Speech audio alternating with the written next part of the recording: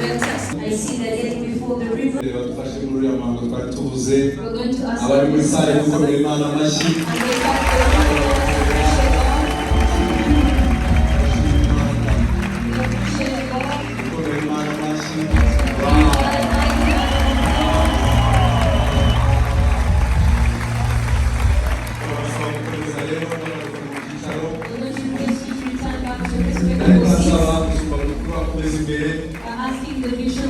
Patrick, you have seen. He's among the invited singers. We've invited him because of the value he carries in this guy. The day we had to officiate the building, Patrick took an air ticket to come here from Sweden. It was on Saturday, and on Sunday that's when he had to officiate. That's when the first case of COVID was announced. So the first service we did, we were with Patrick, Chance, and Pastor Ben. We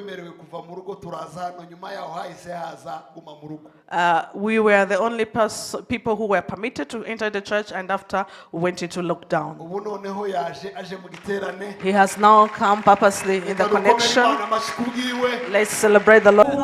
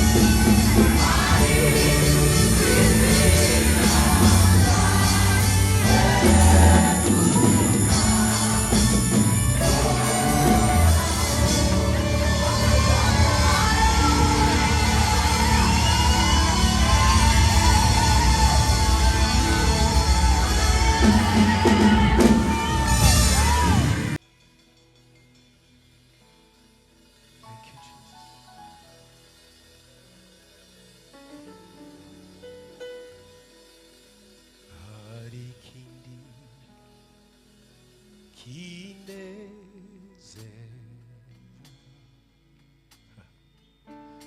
nuko ariwe yamise byose bishingiye kuri we. Haleluya, haleluya.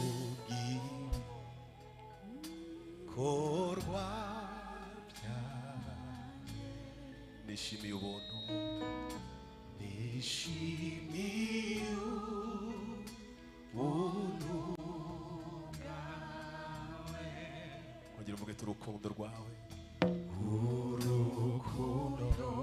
rwawe wankunze rurusha imbaraga urupfu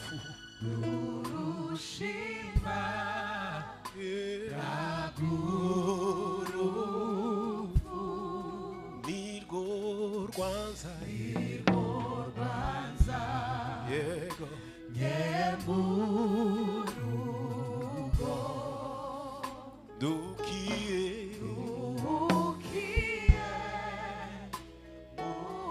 reka ducecekeshe ibyuma turimbisha n'amajwi yacu na piano gusa. Nagushimira gute nagushimira gute wowe wahinduye imibabaro wahinduye imibabaro yanje ibitwenge mbayeho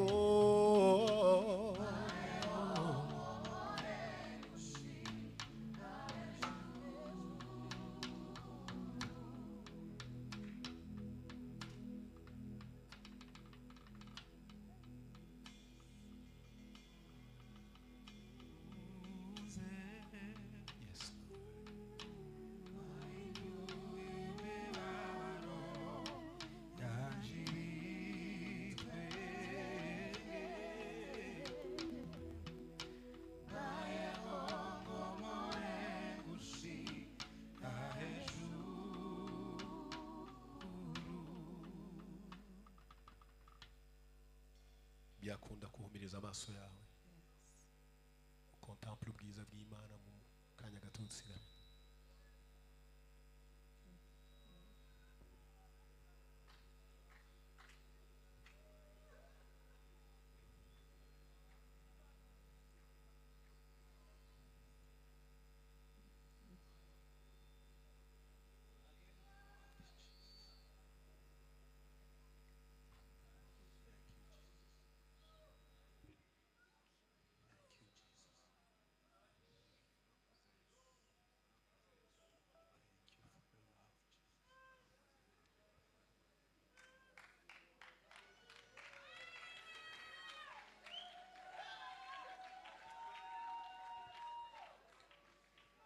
Na turagushimira byose ingoma yawe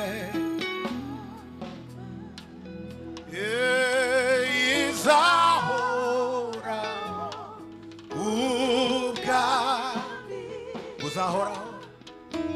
uzahora nanjye uzibera nanjye zibera ibihe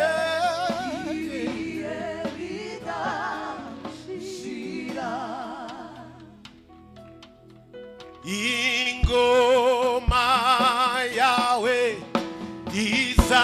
izahoraho ubwami bwawe buzahoraho nanjye nzibe mu mahema yawe ibihe bidashira ingoma yawe izahoraho ubwami bwawe buzahoraho nzibera mu mahema yawe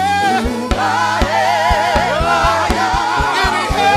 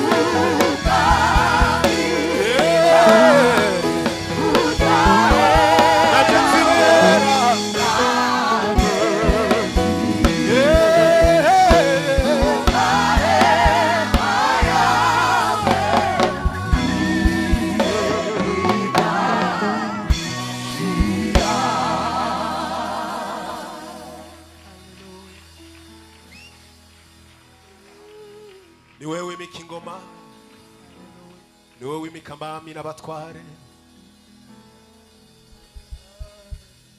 ni wewe wimikisha amavuta ndetse ugasiga n'uwagaragara ko adasizwe, ukuzuza uwagaragaraga nk'aho harimo ubusa.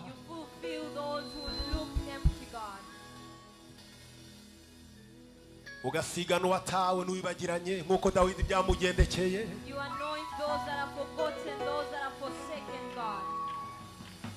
Abana bose ba Esayi baraje ariko baribagirana, aho yari mu ishyamba aragiye kuko atibukwaga, ariko wowe wibuka n'utibukwa.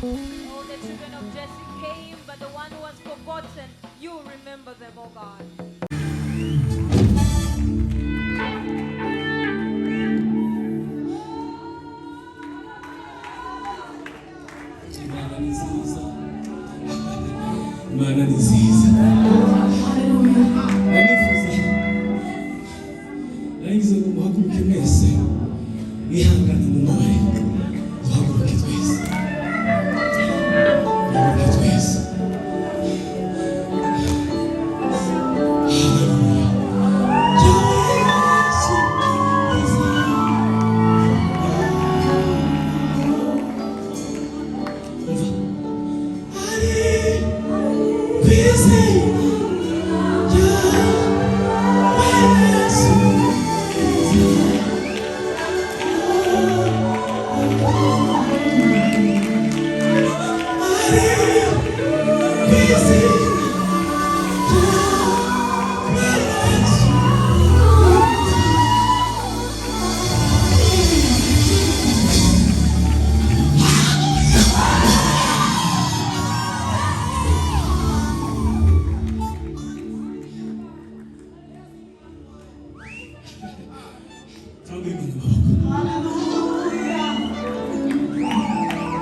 Turambura Imana amaboko.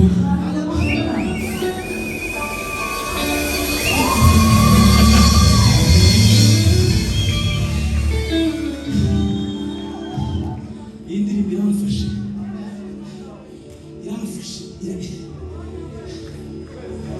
sinimo bamenye uko uyu muntu ariko iramfashe.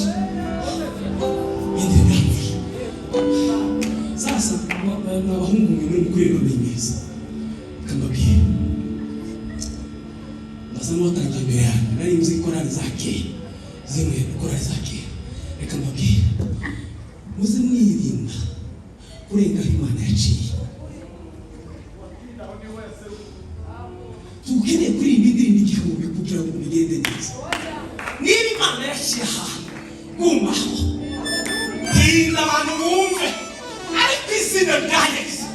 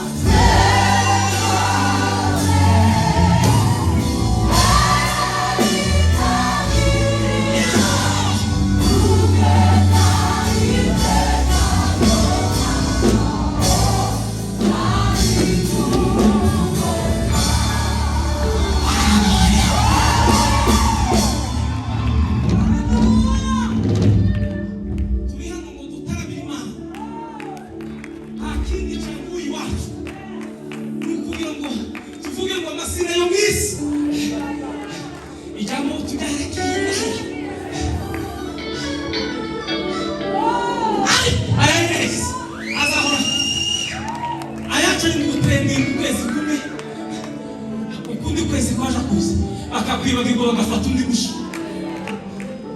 ariko izina rya Yesu rizahora ritendera. Umva, Napoleon yaravuze, Napoleon Bonaparte yaravuze ngo revolution yaje irakomeye, abantu bose barayubaha, barayumvise, barayitinya, ariko hari revolution, revolution christianisme iri kuri iyi revolution hari kwisi.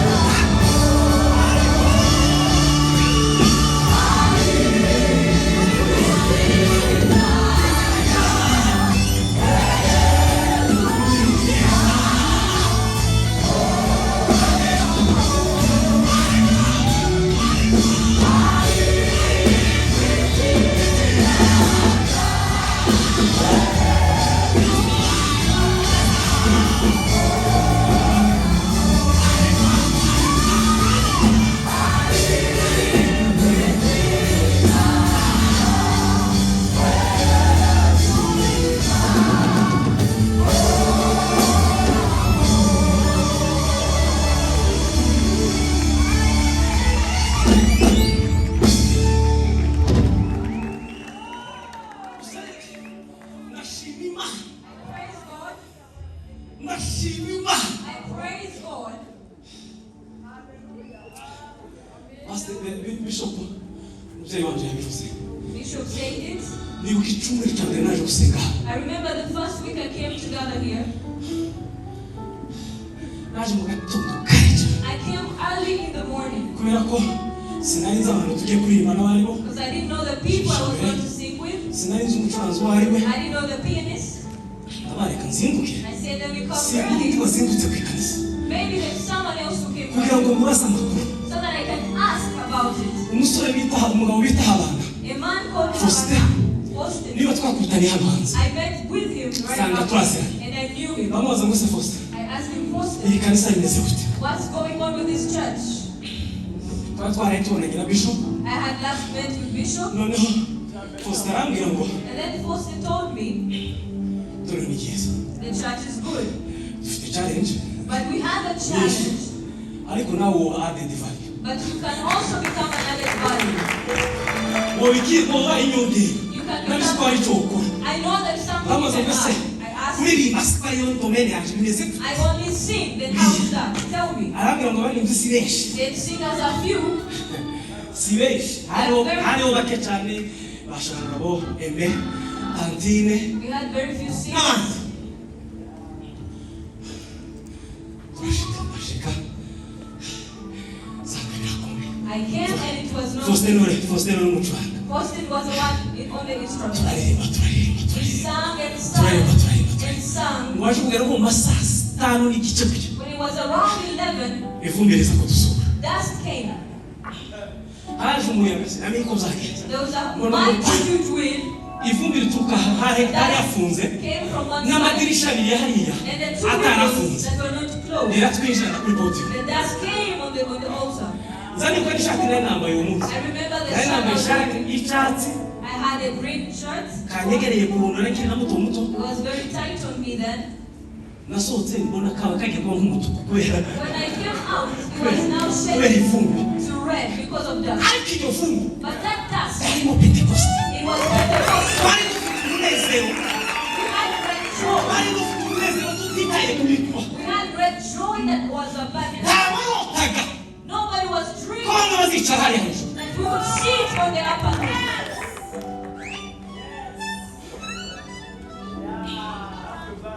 Ni uko nyine. That is how it happened. Ntawarotaga. Nobody would ever. Ariko ibyo tutarotaga But what you couldn't dream, Kristo yabirotaga. Christ had it in mind. Yarabibonaga. He could see it. Ubu ngubu izina rye ritazibagirana. That name would Yaravuga never ngo be umunsi forgotten. umwe nawe uzaba uteranye natwe hicaye abandi hariya hejuru. We will be Uvuye singing muri on Soya the room. nawe uvuye iwawe You say one day we're going to die. turirimba ngo Hosiya And we're going to sing Hosiana. Hosiana. Hosiya. Ndashima Imana rero I praise God. kuri iki kindi gitangaza kinini. This is a huge miracle. Urabizi ko hari abantu mwebwe mwabimenyereye. I know some of you are used to this, Jega niyo ngiyabona. but for me, I just saw this. Muri place. covid sinabona. I couldn't see the place. Covid yanyirukanye ntabonye neza. COVID chased me before I saw this house. Ariko But murasa neza. you look so beautiful. Murasa neza. Hari rero njye ndotandari uko iyi ndirimbo ikaba iyanyuma ngati mbega ndanyuzwe. I am contented in my Hari icyo heart. mbonye gikomeye Imana yakoze. See what God has done in this place. Hari indirimbo y'amahoro. Hari kwisi.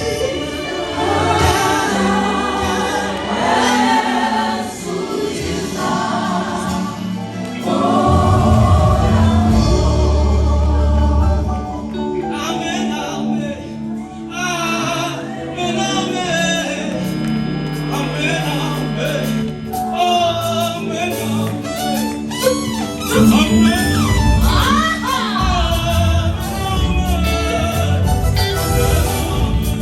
Amen.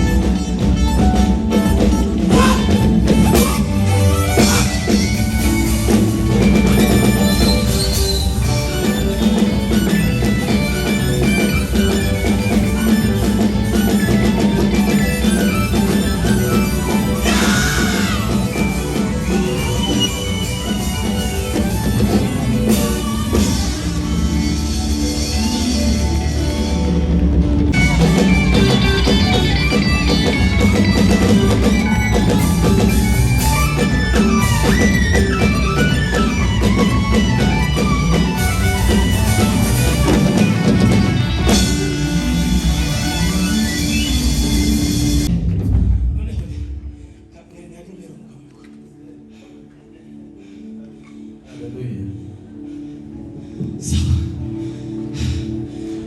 none hari indirimbo uyu mugabo yanditse ari umugisha wawe abakiye ndacakiye mu giterane ndacakiye urwego nta jambo rikomeye nawe wawe mu izina rya Yesu reka mbere ku gice kimwe kiri kunzamo I'll start on the first side that is done. dufite amashimwe mu mutima kubwira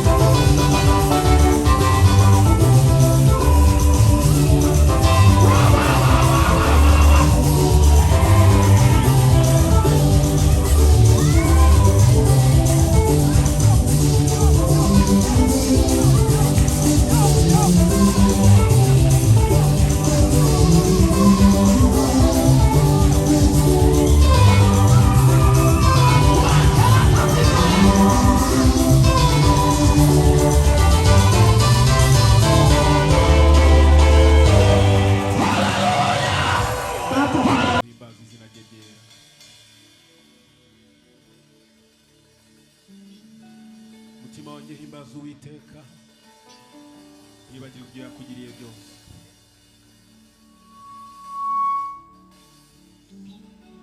Niba ubabarira ibyo wakiraniwe byose, agakiza indwara zawe zose.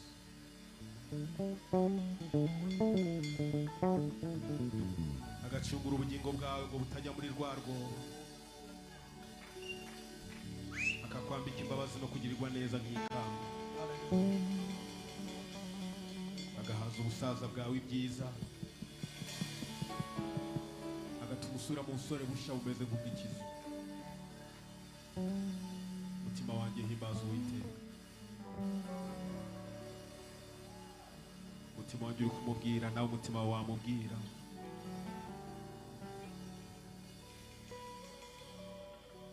Uwiteka akora ibyo gukiranuka, aca imanza zitabera, zirenganura abarengana. Iyo ni Zaburi 103 umurongo wa 9.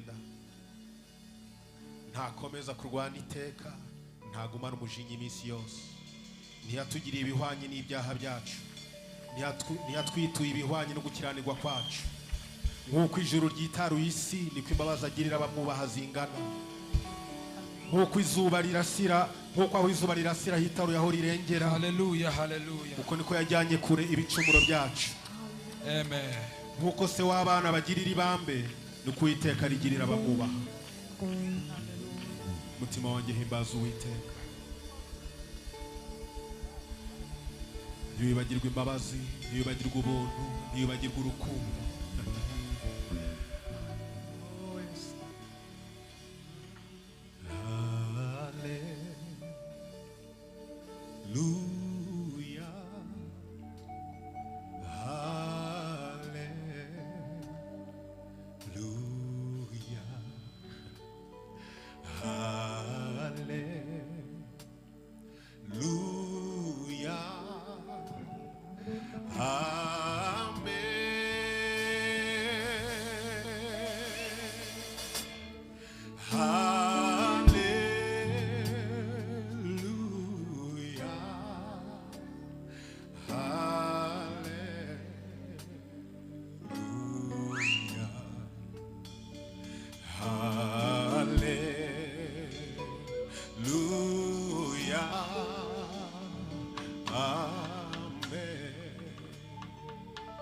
Shimwa Yesu, shimwa Yesu, shimwa Yesu. Urakwiriye Mungu. Shimwa Yesu Kristo.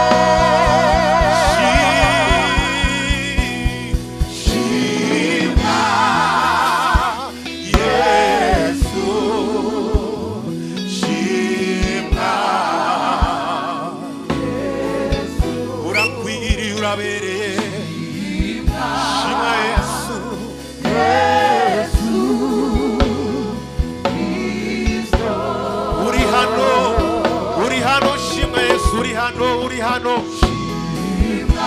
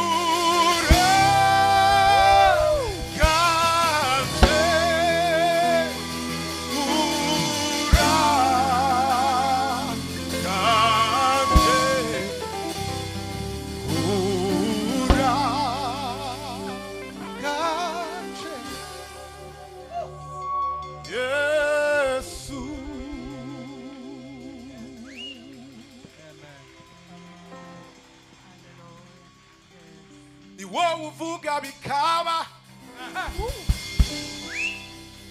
wategeka bigakomera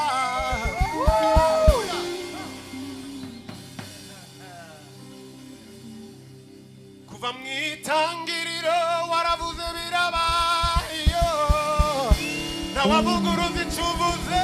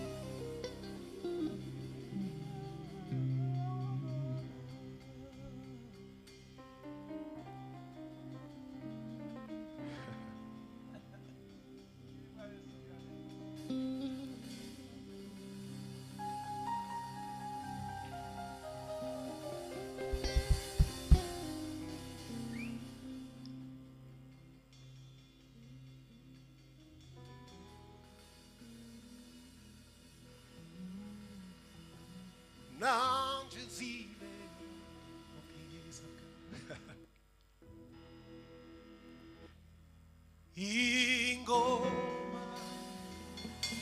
izahora